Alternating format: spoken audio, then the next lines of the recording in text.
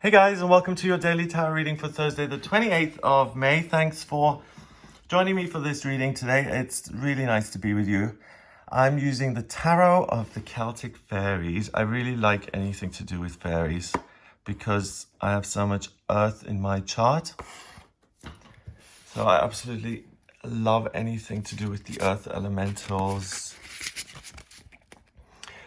In my astrology chart, I have a rising sign Taurus, my sun sign is Virgo, and my moon is Capricorn right on the midheaven. So it's all very serious.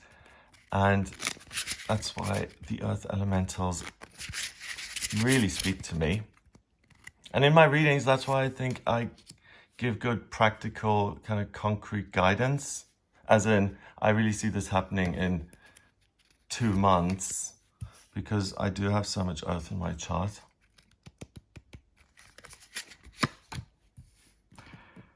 Okay, this is for Thursday, the 28th of May.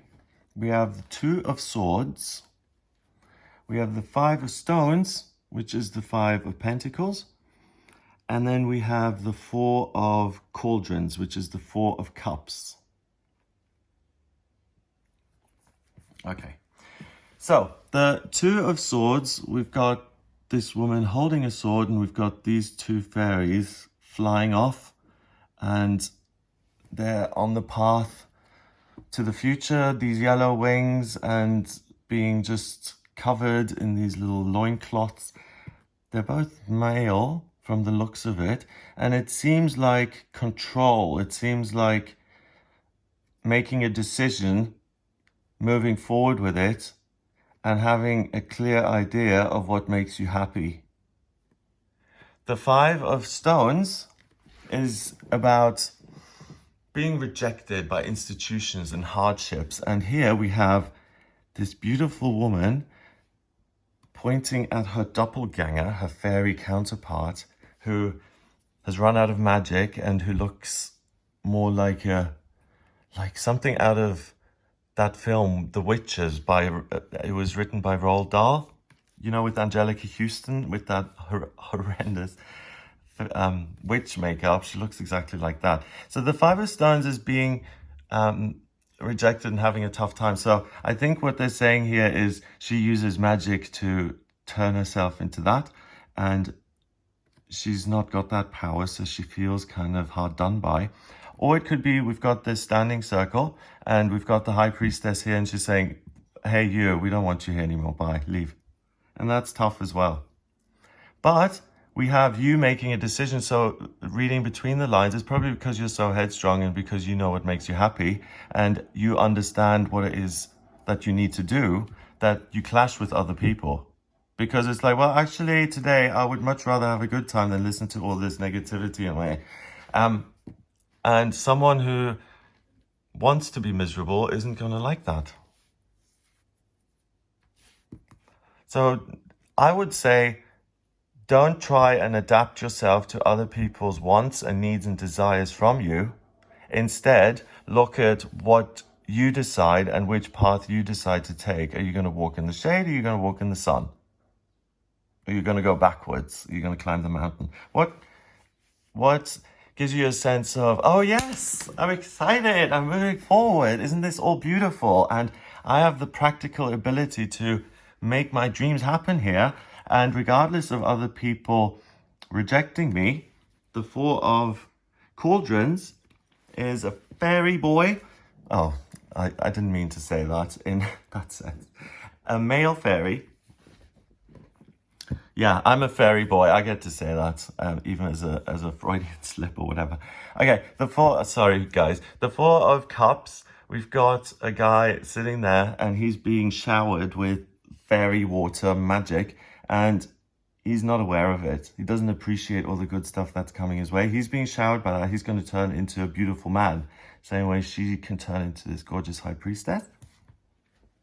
Beauty being a symbol for power, being able to connect with other people, being able to be part of a group and having the respect of other people. That's what this is a symbol for, because the institution is strength and power and control. And let's say this is Stonehenge, and they're having a ritual, and she's the one saying, bye-bye, you're no longer part of the club,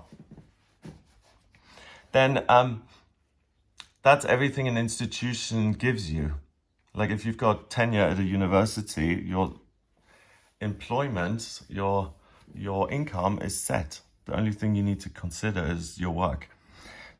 So, good things coming your way, whether you ask for them or not, emotionally. The Four of Cauldrons is feelings, intuitive ability, creativity. Because you're receiving something without asking, you're both certain of what it is that brings you joy, and you realize that you don't need the approval of other people to have fun and to make your hopes and dreams a reality. Because there's nothing wrong with that. Why does she need to look like that? She can make wonderful things happen looking like that. They're obviously making it symbolic because the dress is ripped as well. So it's meant to be less than this. I mean, in reality, who cares what she looks like? If she has something to offer emotionally, which you have today, then it doesn't matter whether you're part of the in crowd or whether people know who you are, or whether you are understood by your co-workers or your family. It's like, who cares? Today, I feel not sullen, but you feel things are going on in a way that you're not totally happy with via other people. Okay, this is at the center. So at the center of this reading is emotional conflict between you and other people, because you're being rejected in a practical way, or you're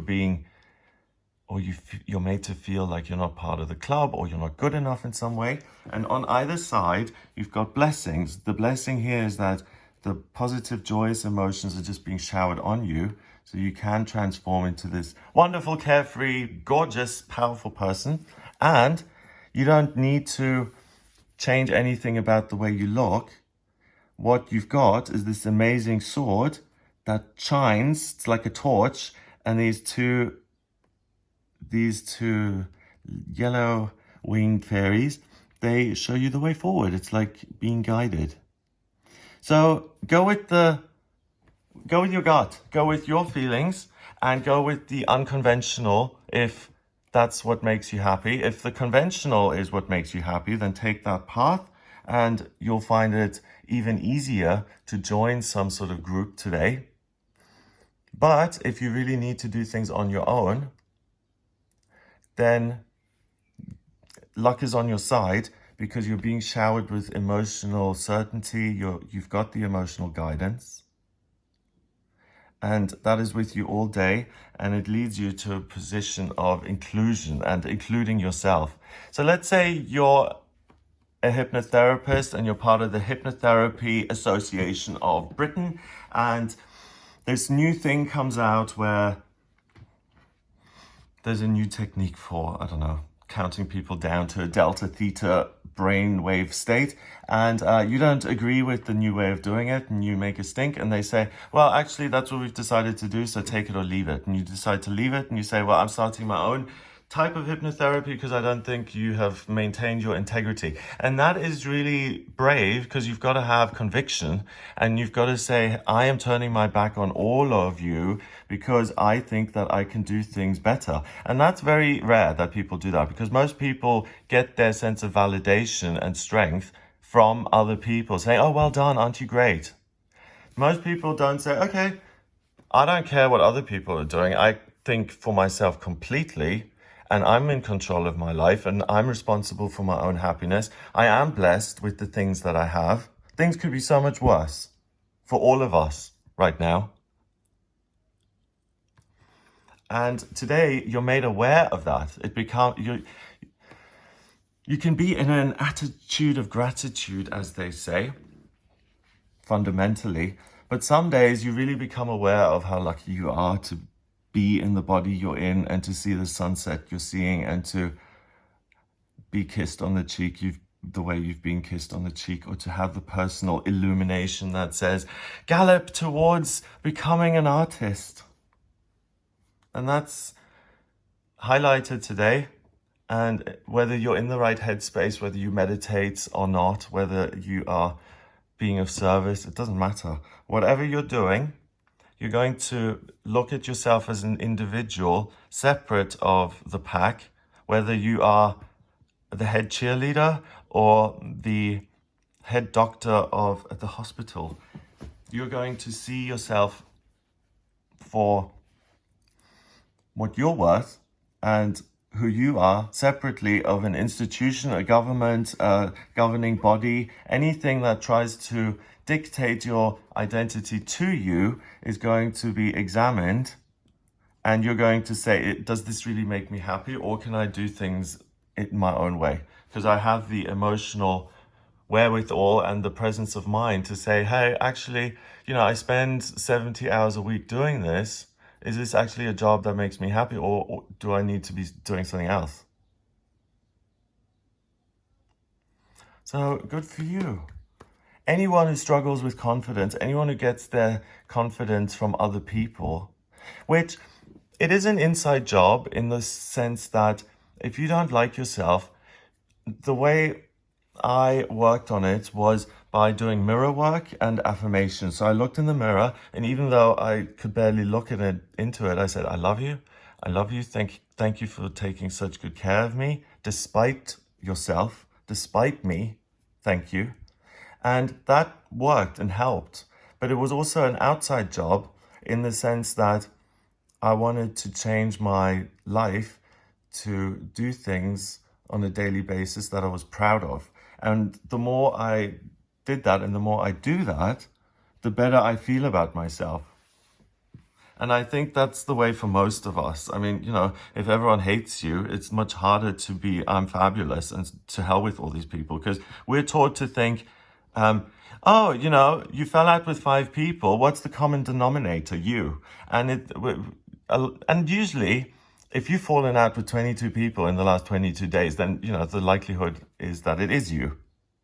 But sometimes you are right and 22 other people are wrong. And that's really hard to differentiate. That's where you need to be able to speak to yourself. And that's what you're being given. The ability to really look inside yourself, to take your power back and to say, let's break. This is not ideal, this relationship or this moving situation. And to say, actually, I'm going to either say, yes, this is absolutely the job I want, and I'm committing to it 100%, and I'm going to make it even better. Or you say, hang on a minute, I'm going to have to pull out of this and figure things out for myself.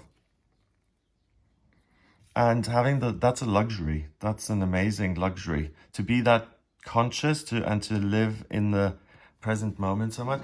I've been dreaming about the chakras so much lately. Last night, I dreamt about the chakras being gateways into different worlds, each one. And today I did this meditation where I dove into the solar plexus, and I was like, okay. So I see the solar plexus as this vortex. I jump into it, my spiritual self, and I'm sucked into it, and I go on this whole journey in that world, the world of joy, and how to make an impact on your own life. So it's almost like meditating with a theme. So if you want to meditate on if you want answers about your finances and your living situation, then jump into the root chakra vortex and go on that journey and see what the universe gives you. If you're good at visualization, this is your day to meditate and to get answers, free of charge. The universe is whispering in your ear, so make sure you listen. Number-wise, we've got 2 and 5 is 7 and 4 is 11. 11 is the master number of service. So by taking your power back, by receiving the spiritual gifts, you're helping yourself and you're helping other people. Other people, you're showing them that you don't have to conform. You can do things by yourself. You can disagree with 22 people and still be right. You can be of service to people by doing the opposite, in a sense, and saying, you know, arguing with everyone for the sake of it isn't really making me happy. I want to actually contribute something positive, and I'm going to stop being the rebel who doesn't contribute anything. I'm going to conform as an engineer, and I'm going to start building the roads that people need. That's how I want to contribute. And I can't do that unless I conform by taking an engineering degree and becoming an engineer. And I feel that's the way to take my power back. And that's the path I want to take, even though I am 65. And it's unlikely that I'm not going to get discriminated against when I apply for jobs. But I want to work with engineering and study it. And if you get the guidance to do that today, no matter how unlikely, especially on this day, especially if it seems very unlikely, then it's your green light, or pretty much a definite tick that you ought to pursue that path, as unlikely as it may seem. So I hope you have a great day. If you'd like a personal reading with me, please get in touch via my website, gregoryscott.com. On the front page, there's a book your reading button. Just click on that to get in touch with me. I use the tarot, astrology, numerology, and my intuition in my personal readings. If you have any questions about your life, your money, where to live, your strengths and weaknesses, life purpose, vocational aptitudes, any questions at all, I asked a psychic years ago. I have seen a red hand in my mind's eye since I was 3. What does it mean? So anything. Have a wonderful day. Let me know in the comments what you are certain of, what you discover in yourself. I'd really love to hear the butterfly transformation that you experienced today. So please leave that in the comments. Have a fabulous time, and I'll speak to you tomorrow.